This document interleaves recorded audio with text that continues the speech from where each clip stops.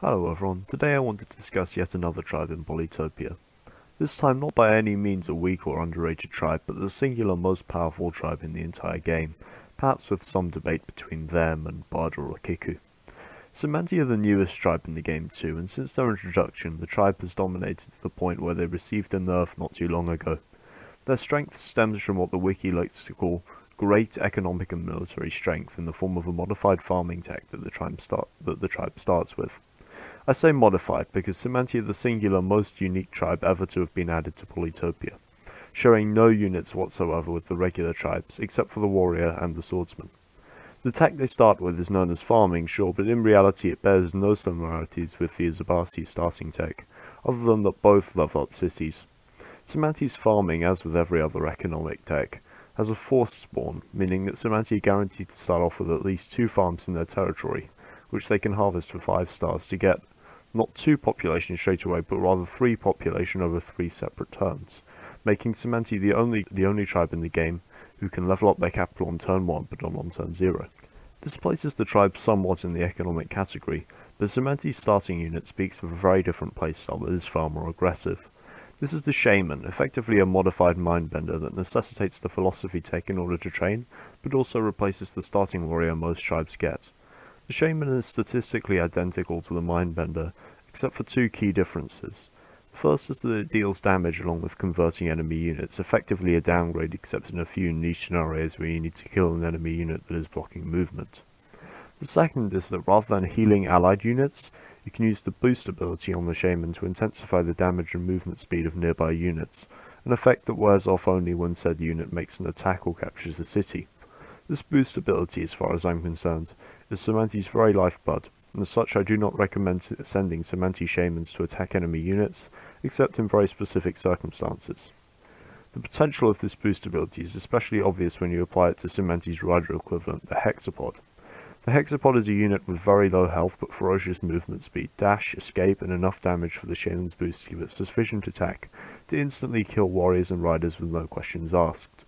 However, before I recommend you any specific strategies, it also bears mentioning that anything I say from now on will be what I personally find to be effective and is not necessarily optimal.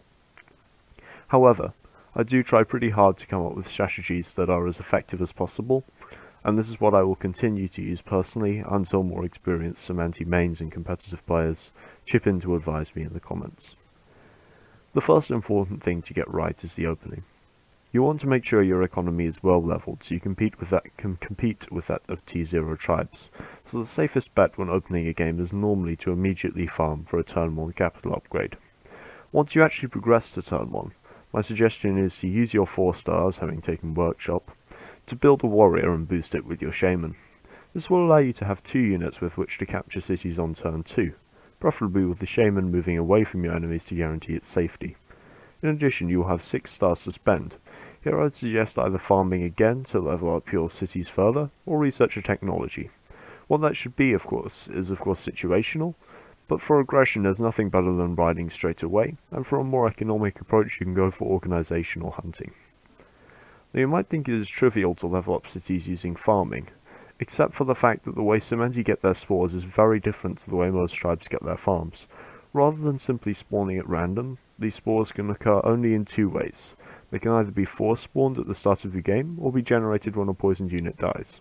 For those unaware, some of your units can inflict poison damage to remove defense bonuses. And this unfortunate feature does mean that you'll have to research technologies other than farming to upgrade your other cities. Your Shaman will now spend most of the game standing near whichever city you happen to be using to attack enemies from, in order to boost units, and your middle game expansion begins. In the middle game, you need to get to grips with a very unusual navy. Cymanti have no ports, ships, or any of the rest of it. Unlike Polaris, they spread by terraforming the sea, though obviously with algae rather than ice. However, the similarities end here. Cymanti's algae requires their sailing equivalent tech to build, cost 5 stars apiece, and can only be built in friendly territory, so using them to expand is normally uneconomical, and really only efficient in bridging short gaps between islands. This algae can also be spread in neutral territory, but in order to do so you will need to research the navigation equivalent tech, and then build Reichis for 8 stars before then exploding them in the sea in order to create a bridge. This is undeniably expensive, but Reichis are also a powerful attacker in the scene more generally for their 8 stars, and so you will get some use out of the Oceanology tech in its branch, even if you don't intend on bridging that many gaps. All of this sort of misses the point though. Cymanti have a much faster naval expansion option than the Reichi, in the form of a unit that doesn't swim but rather flies. This is the Faichi, their archer equivalent, which does not swim at all, but rather is a light flying unit resembling a dragonfly. This unit is excellent at ranged harassment, but the real perk of the Faichi is that it can fly over any terrain, without any tech needed, allowing you to capture cities on other continents and set up there without needing to bother with algae. Once you've set up, you need to discuss military composition. Rather than the usual knights and giants with battleship support, you will now need to rely on tribe-specific units. Hexapods I've already covered and I won't repeat myself, but they are vulnerable to knight chains in the endgame, so relying on spamming these units later on is usually a bad idea. Your equivalent to defenders is the hardy Kiton, which is effectively an upgraded defender that receives no defense bonus in cities.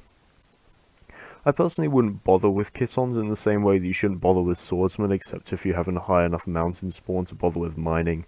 These units are slow and not really conducive to the aggressive playstyle I recommend. Rather, your bread and butter is the Faichi once again for light support, especially to remove the defense bonuses of units in cities. Boost these with Shamans and then focus on unlocking the Dumux, your replacement for the Knight. These powerhouses are your main frontline units. Not to forget Centipedes, the Cymanti super unit. These units lack health, but form chains of segments that either spawn more centipedes, or can be used to poison enemy units when they get kills, which effectively makes the centipede especially useful for mopping up light to medium units in order to build a longer chain, and thus give your centipede more longevity, or alternatively, a bigger explosion. You can of course chop down trees to get this at this point faster if necessary, as mathematics has no obvious draw most of the time on Cymanti. The final mechanic I need to explain is exploding units. Exploding a unit damages and poisons surrounding enemies, and it's well worth doing, especially in Domination where it does not count towards total casualties. Just remember to follow up on your poison with other cheap units to capitalize fully on each explosion. Finally, matchups. Cymanti are really a land tribe that does not fare well in the endgame against the likes of Polaris, if the Polaris player has a body of water to use as a base for attacks, as Auto Freeze is very likely to simply shut down Faichi spam. The opposite applies on land, where Cymanti have the upper hand well into the middle game due to their better economy. Against Delirium, somewhat surprisingly, Cymanti can be rather strong, provided a quick Hexapod attack to disable any Polytors. Quetzali is also easy pickings, of course, defenders being helpless against conversion, and poison being able to mitigate defense bonuses. Attacking a Quetzali player early on is one of the few situations where I would recommend total aggression, with no real caveats other than to remember not to neglect your economy. Even if you fail, it will almost certainly cost the Quetzali player more than it costs you. And that is the end of my guide to Cymanti. I hope you enjoyed it, and there are only a few tribes left on my list to go. Until the next one, goodbye.